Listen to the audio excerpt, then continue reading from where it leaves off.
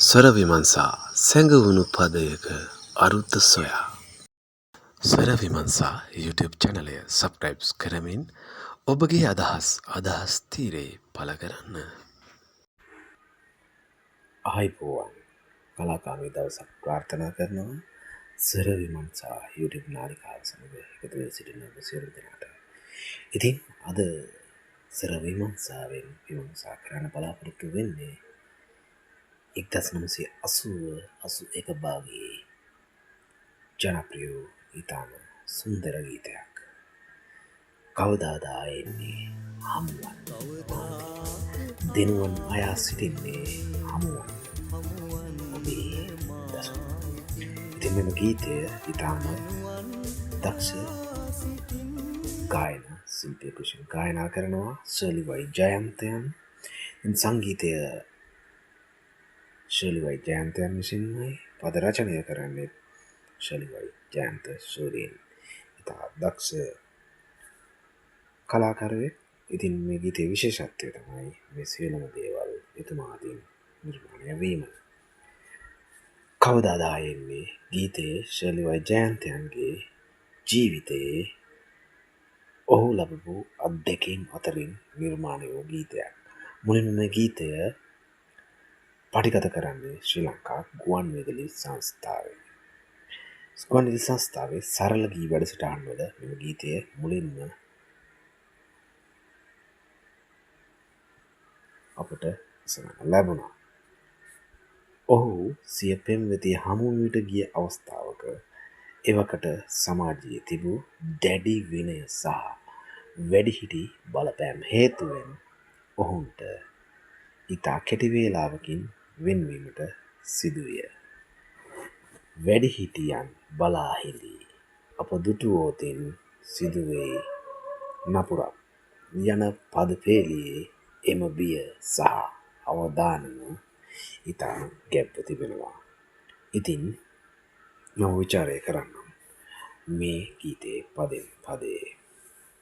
ඉතින් කවදාද ආයෙන්නේ ගීතය යනු විරහ ගීතයක් නොව ලාංකීය සමාජයේ පවුල් සංස්ථාව සහ තාරුණ්‍යයේ නිදහස අතර සියුම් තැන් ගැටුම් නිරූපණය කරන කැඩපතක්.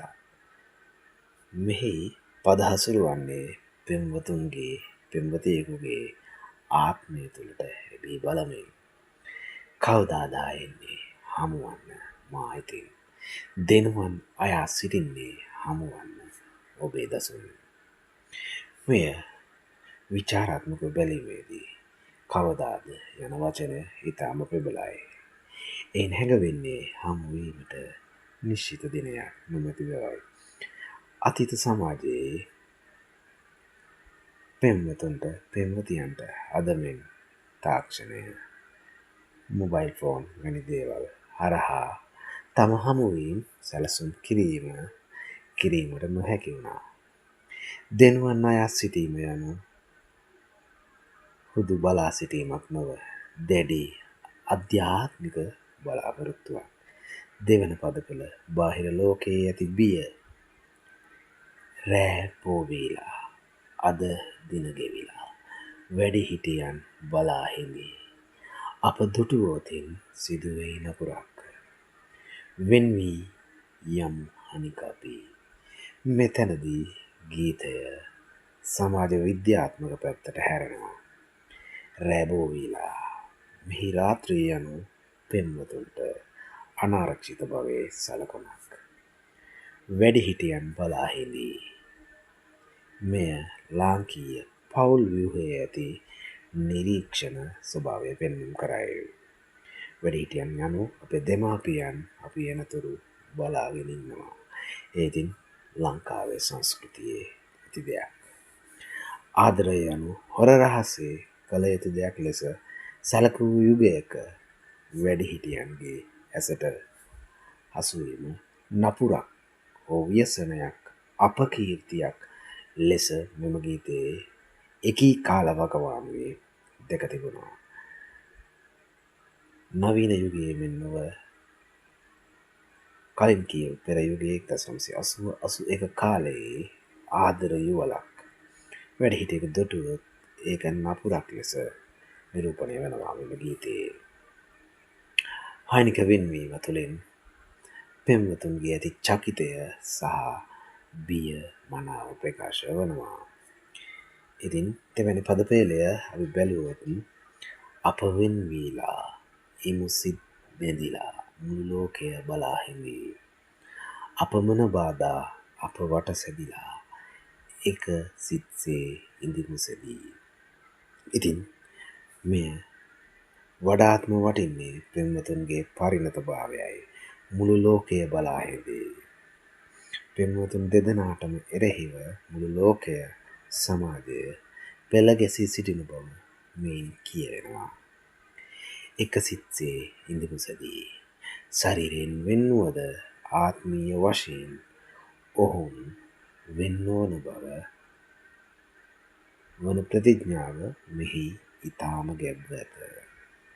බාහිර ලෝකයේ බාධාවලට වඩා තමන්ගේ අභ්‍යන්තර ඒකමිතිය ශක්තිමත් බව ඔවුන් තීරණය කර තිබෙනවා. මෙම ගීතය පුරාම දෝංකාර දෙන්නේ වෙන්වීමේ ශෝකය නොව බාධක දහසක් මැද වුවද ඔවුන් ආදරය වෙනුවෙන් පෙනී සිටීමේ උත්සාහයයි. ඉතින් ශර්ලි වෛජයන්තයන්ගේ ඒ හඬෙහි ඇති අහිංසක බව විරහාවට වඩාත් සාධාරණයක් ඉටු කරනවා. ඉතින් ඒ දක්ෂ ගායන ශිල්පිනිය ශර්ලි වෛජයන්තයන්ගේ ගීතය අද විචාරය කරනු ලැබුවේ. ඉතින් ඔබත් හැකි වේලාවක මෙම ගීතය රස විඳින්න. ඉතාමත් රසවත් ගීතයක්, අර්ථවත් ගීතයක්. සරවිමන්සා YouTube නාලිකාවේ සමග රැඳී සිටි ඔබට කලාකාමී දවසක් ප්‍රාර්ථනා කරමින් සමුගන්නවා. ඔබට කලාකාමී දවසක්. සරවිමන්සා YouTube චැනලය සබ්ස්ක්‍රයිබ් කරමින් ඔබගේ අදහස් තීරේ පළ කරන්න.